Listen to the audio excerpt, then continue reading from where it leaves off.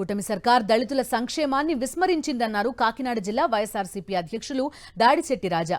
కాకినాడలో రేపు జరగబోయే వైఎస్ఆర్సీపీ ఎస్సీ సెల్ రాష్ట్ర స్థాయి సమావేశం ఏర్పాట్లను మాజీ మంత్రి కన్నబాబు ద్వారంపూడి చంద్రశేఖర్ రెడ్డితో కలిసి పరిశీలించారు.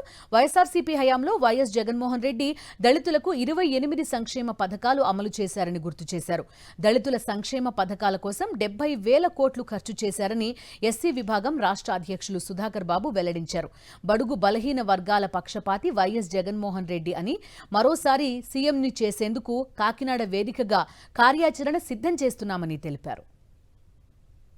వర్క్షాప్లో వీరు తీసుకునే డెసిషన్స్ రాష్ట్ర వ్యాప్తంగా వెనకబడిన తరగతులకు సంబంధించి సమస్యలపైన వీరు తీసుకునే డెసిషన్స్ పైన రేపు పొద్దున్న మా జగన్మోహన్ రెడ్డి గారు ఆయన తీసుకోపోయే చర్యలు రేపొద్దున్న మేనిఫెస్టో ఇవన్నీ కూడా వీటి మీద ఆధారపడతాయి.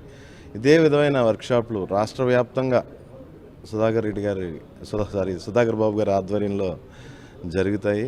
ఎందుకంటే లాస్ట్ టైం దళిత సోదరులందరినీ తప్పుదోవ పట్టిస్తూ రకరకాల ప్రచారాలు చేశారు. మరి 2 సంవత్సరాల సమయం అవుతుంది. ఈ రాష్ట్రం మొత్తం మీద ఒక సోదరుడినన్నా విదేశీ విద్యకి నోచుకున్నాడా, లేకపోతే ఒక్క దళిత సోదరుడన్నా ఫీజు రియంబర్స్మెంట్కి నోచుకున్నాడా? ఒకసారి తెలియజేస్తే, ఈ రాష్ట్ర ప్రజలు తెలియజేస్తే బాగుంటుంది. జగన్మోహన్ రెడ్డి గారి యొక్క పరిపాలనని ప్రతి క్షణం గుర్తు చేస్తుంది ఈ ప్రభుత్వం.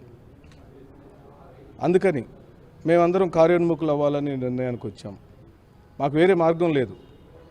రాజశేఖర రెడ్డి గారి కుమారుడు శ్రీ వైఎస్ జగన్మోహన్ రెడ్డి గారు పరిపాలిస్తేనే ఈ రాష్ట్రంలోని షెడ్యూల్ కులాలకు సామాజిక, ఆర్థిక, రాజకీయ న్యాయం జరుగుతుందని దృఢ సంకల్పంతో ఉన్నాం.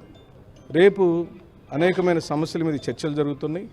మాజీ మంత్రులు, మాజీ ఎమ్మెల్యేలు, మాజీ ఎంపీలు, ప్రస్తుత ఎమ్మెల్యేలు, ప్రస్తుత ఎంపీలు, షెడ్యూల్ కులాలకు సంబంధించిన వాళ్ళు అందరూ కూడా వచ్చి అంశాల వారీగా రేపు ఇక్కడ మాట్లాడబోతున్నారు.